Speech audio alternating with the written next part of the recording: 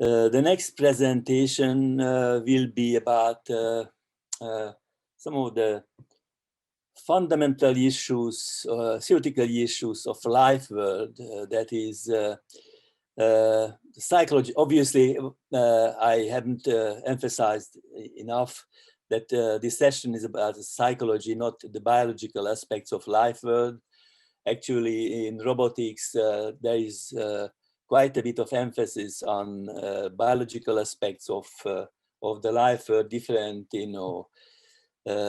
animals are often targeted and replicated using their sensory technology or method, or imitating their actuators, and so on and so on. And there are all sorts of biologically motivated or inspired robotics issues, including even conferences. But we are going to focus on the psychological aspect of life world, including the following presentation, which is going to discuss alternative environmental descriptions and methods to describe environment for living system, humans or animals in the life world. So that's the presentation. The presenter is Kinga Palatinus, who is also associated with UConn, University of Connecticut, just like Tim Gifford and most of us in this session, myself included. Kinga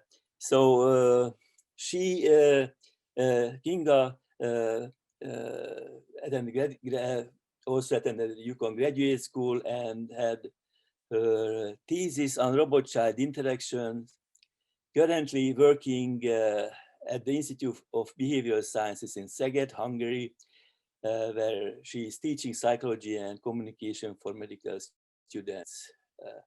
So I can pass the ball to her now if she is ready. I saw her. Can you upload? Thank you very much. I'm trying to share the correct window with you.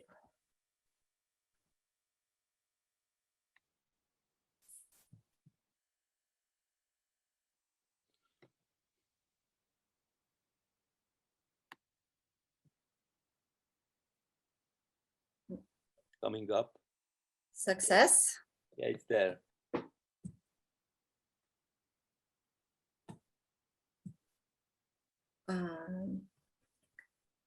Okay, good evening or good afternoon, depends on your time zone. After Tim's talk about children and singing and dancing robots, I think I'm just going to talk about dead people theories, but thank you very much for including me and letting me do this. So the title of my talk is Ecological Approaches to Describe Environment for Humans and Robots. And you might ask, why am I going to do this? Okay, is it better now?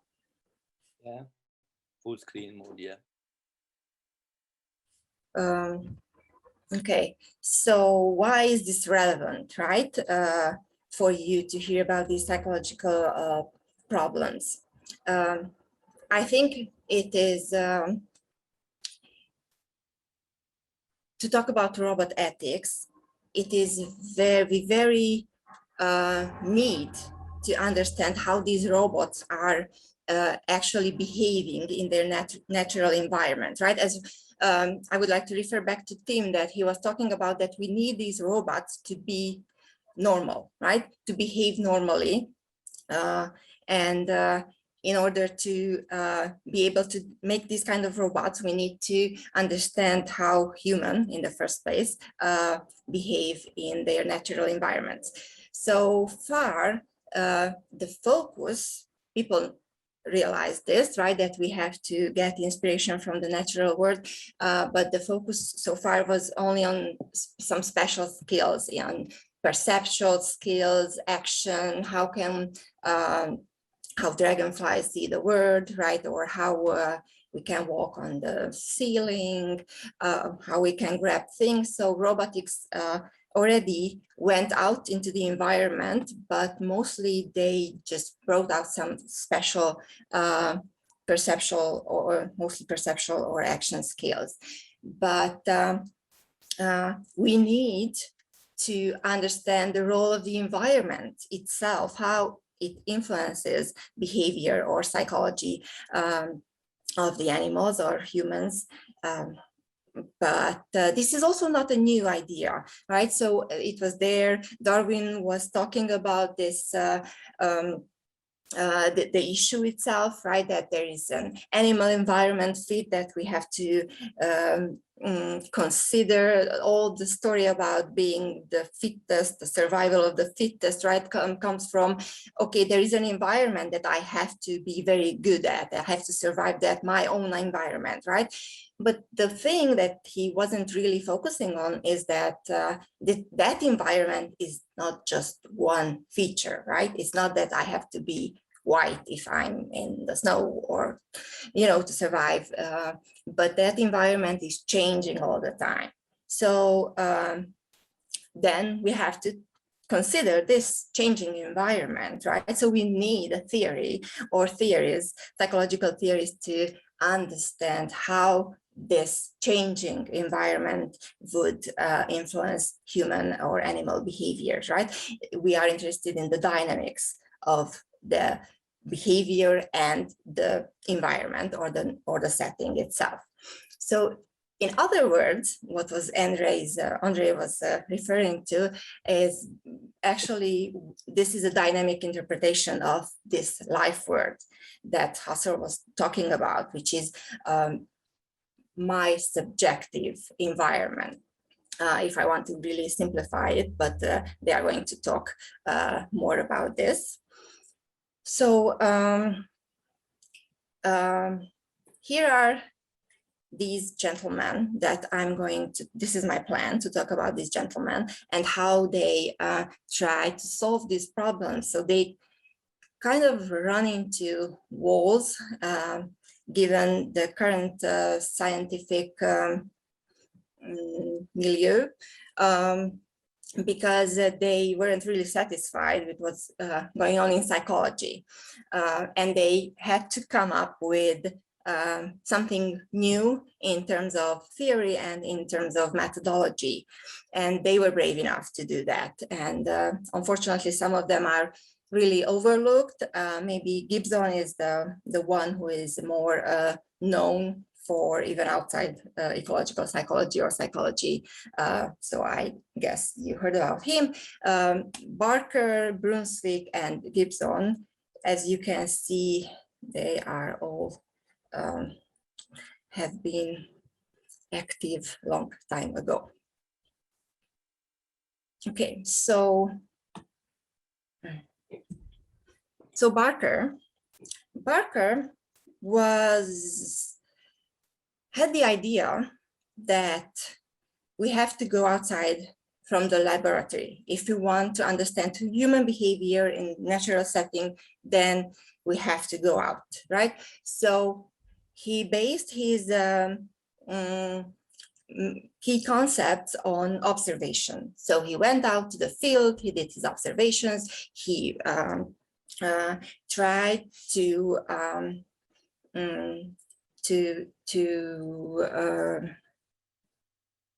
focus on what's going on in real life, right? And he came up with this behavior setting idea, which is which gives us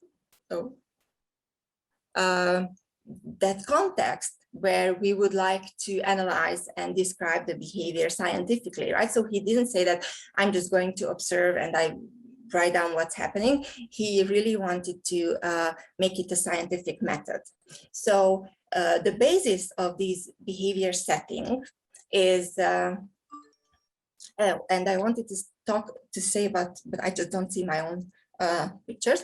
So a behavior setting can be seen like a classroom setting. There's an environment and there's a behavior.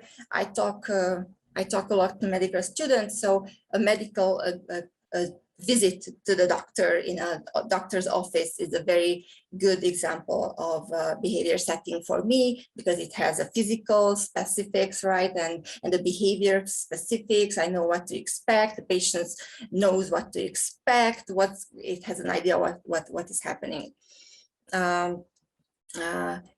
These ecological units that I'm showing you here are the basis of these settings, right?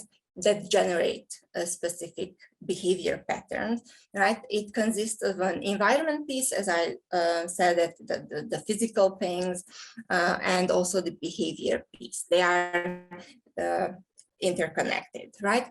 These ecological units is very important, that because he went out of the laboratory, they are self-generated, right? They are not generated by the experimenter, or it's not artificially induced.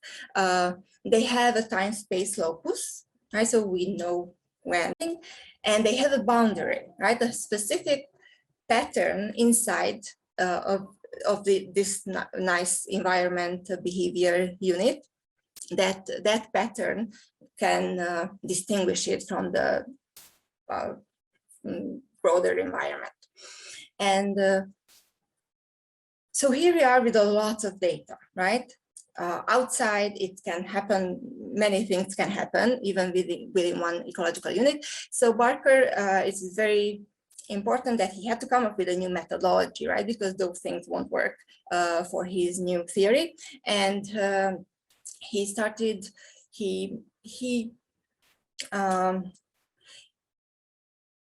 so this behavior setting survey was his method, and it's invisible, but I put down those 11 dimensions that he was rating behaviors, right? Also, it's a lot of data collection, a lot of analyzing for one behavior settings. But this was what he was hoping that will take him there. Okay, so I'm not going to go now into this survey thing, but I just, sorry for this, right? It had the time measures and how many people are there, where are they? People would like to avoid this kind of behavior setting, or it's inviting. So there are many dimensions that he was coding, actually. So Brunswik, if quickly I can jump to our second guy. He also wasn't really happy about these psychology theories at that time, which mostly means behaviorism, right? He thought that behaviorism went a bit too far with simplifying this thing that, okay, there's an environment, there's an input from the environment or a stimulus, and the actor, the human, will do something, which is a clear line, right? So if I know what is the input, then I will know what's going to happen, what will be the response. So in theory, I can predict, right? So that was his problem, that it was very deterministic, right? And if I have superpowers and I know all the possible inputs that are happening in the world, so I'm a god or a goddess, then I can predict the behavior. And Brunswik wasn't happy with this at all. The other thing that he wasn't happy with was that he noticed that psychologists, researchers are, if they are talking about variability, right, that variability is always coming from the participant, right? This is why we have statistics, right? That was the idea at that time, right? So with statistics, we can clean that up. We can make our groups to try to minimize variability, but it never occurred to them that variability can come from the environment, right? And Brunswik said that, oh, the world is much more complicated than this. So let's take into account that possibility that variability is coming from the environment. So instead of this deterministic model, he was bringing in and saying that the world is much more uncertain, how, even if we don't like it, but it's really uncertain. It can, many things can happen. It's not black or white. We have to take into account this probabilistic nature of the word, and we have to use our descriptions, right, the methods accordingly. So if we think about a real life stimulus, right, then what was behaviorism would say that, okay, you got a perceptual stimulus, a specific stimulus, which is, okay, they said that it's relevant to you, it will trigger a very specific response. And we know it, we can measure it, we can teach you things, right? And we can learn pretty well these things. But in Brunswik's word, right, he said that word is not this black or white, that there's a stimulus and then there's a response, but we cannot talk about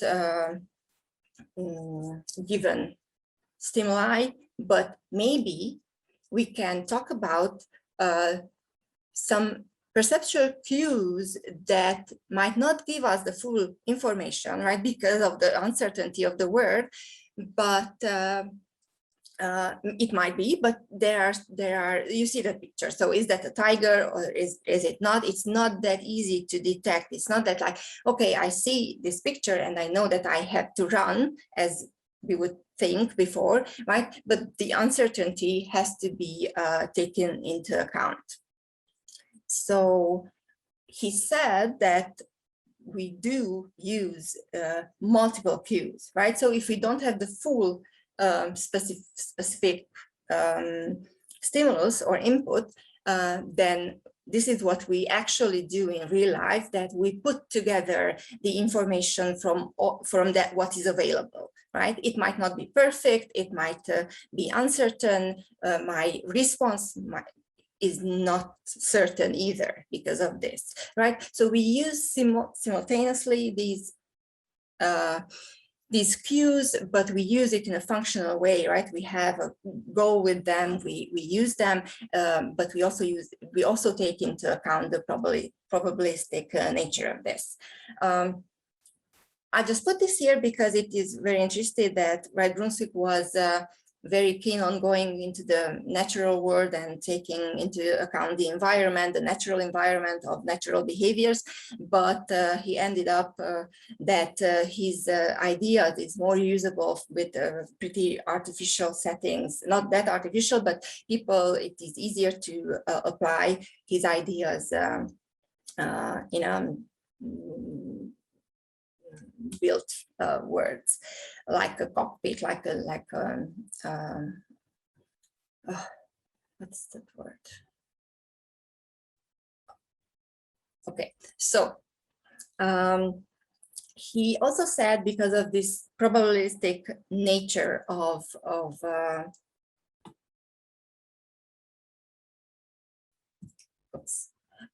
the real world, right, that we have to use or we are using representative data. Also have to use representative cues if you want. Can you hear me? Because my internet connection said that it's not okay. Yeah, we can hear you. Okay, I'm still with you. All right. Okay. So his methodology to fit this probabilistic description of the word was his lens model, but I just want to emphasize this representative design of his methodology. Okay, I don't know how are we with time, but here we go. So Gibson was also against the deterministic nature of the scientific world at the time, right? But he didn't like the probabilistic approaches either, right? So he wanted something instead of this, something that is there, that is robust, that is complex, that is reachable, that is directly there, right? He emphasized his most important contribution probably is that humans perceive the world in an active way, right? So perception is very active. There are, it's not a new thing, that's what I wanted to say, that Gestalt psychologists were also talking about how motion is primary in human perception, but Gibson went a bit further, right? And he said that a new approach on top of all this active thing should take into account the whole body movement, right? So we know that we need to move our eyes, but he was also talking about the whole body, that actually with this movement is that we create information, right? And it is robust. So for example, right, that we have this, oh my God, optic flow thing, right? That is there, is not changing. We always know where the center is. We always know that where we are going, and the information is invariant. So it's not changing. What he's talking about is actually the dynamics of perception and action that we have to understand, and we have to focus on.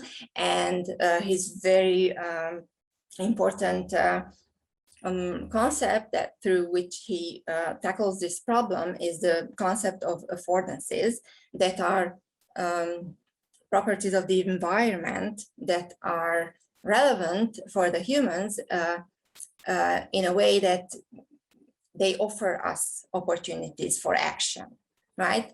For specific action. So the dynamics is there, right? That if I'm in that environment, I perceive these affordances, I can learn about these affordances, if I may say this.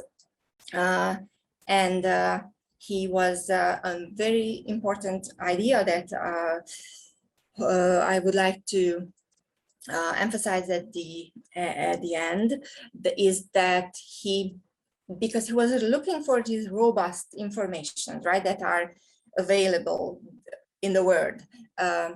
His methodology was based on the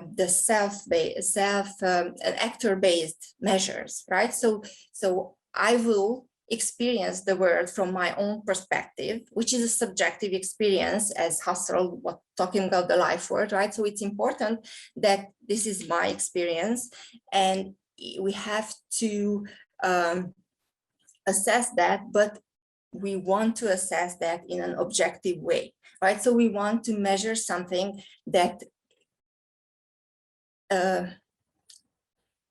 entails that it's there, right? So the subjectivity is there in the objectivity. I know it might sound strange, but for Gibson, these two things were one, right? So they were inseparable.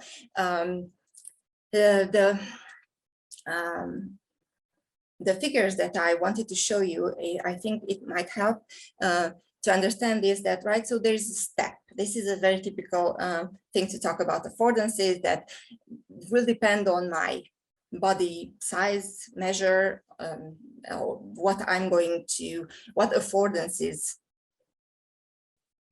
what the steps are for me, right? If I'm very small, then it might be easier to sit down than to climb it. If it's too big, then I won't climb it again because it's just too big, right? So, but it depends on the relation of my body size and the size of the step. And if I want to measure it, I have to find, while I want to measure it, I need to find that ratio of the two things, and that will be something objective. Right, so it will be one number. It will be true for different sizes from different people. Different individual differences will be contained in that one number, but it will be an objective measure. Okay, I hope that I just talked too much about this thing. Okay, so here are these people, and what I would like to emphasize is that it seems like they these ideas might be overlooked, and that we have very specific statistics, and that time has past them. But I think that it is still very important to think about these problems that they faced, because they are not solved. Even just asking these questions can be very beneficial for the robot world too, and the robot world can be very beneficial to ecological psychology too. So it would be a good mutual gain in both sides if we could take these problems, or even just the questions, seriously. And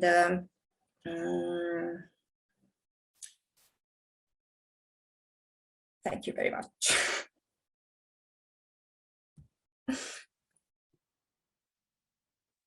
Thank you. Well, I managed, I think, 25 minutes or so. That's still within half an hour. So we still have a little time for questions. We can cut back on time a little bit later on, I hope, if needed. Thank you. So, any questions to Kinga?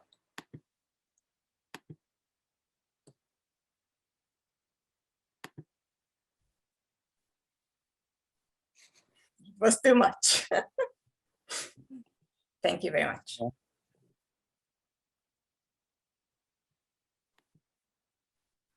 No? I think that's a question from Salman. Salman, okay. Yeah, I think Salman. Yeah, he raised his hand. Okay. Oh, yes, thank you. Thank you. Can you hear me? Yes, we hear you. Oh, yes, thank you. I find that's very interesting. I find the whole, nice talk. I find the whole Gibsonian paradigm very, very interesting. And I certainly admit that it's relevant to the cognition and the learning specifically of younger human beings. But I wonder whether you could say something about sort of the other side of the spectrum in human cognition. I think that, for example, Chomsky has rather long ago said that he wrote papers in his head, and so without moving at all, of course, maybe he is breathing and stuff, but without moving, he's internally perceiving and moving symbols around and sentences around, both when he's dreaming and not dreaming, apparently, if we believe him. But there have been others who've said this, and I'm just wondering, is that another important mode for development and for cognition that's not captured by the thinkers that you were talking about?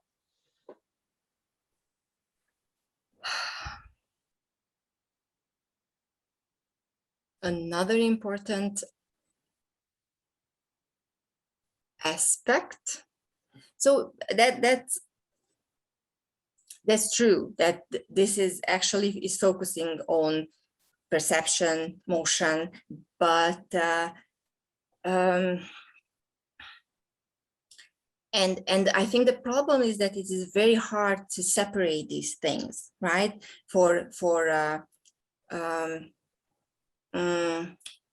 How to say? So the problem of in our mind is, I think, we think about these as separate things. So they are so separate in our minds that I'm talking about something that, and I can, think about abstract things, right? But it's not really separable. This is what we would say, that it's not something. I know that it's people don't think about this in a way, but really it's inseparable. So even when you think that, okay, I just had a memory, right? I didn't do anything.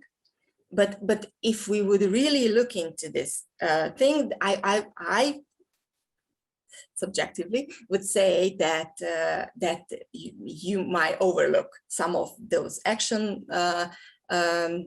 history that you have, right? And all these things. And I know that even for application, this is a very big problem to separate action and perception, how one ends and where the other starts, and how they are interrelated all the time with each other. I don't know if I answered your question. No, that's very good. Yes, thank you. Thank you. Yeah. Other questions?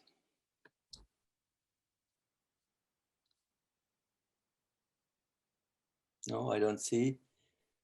Thank you for this quite difficult presentation, because basically you had to outline three quite different theories than mainstream approaches, including behaviorist and cognitivist approaches. So including discussing fundamental methodological issues. So time-wise, you did fine. Even I could see that you felt the pressure to get through it in time. Thank you very much indeed.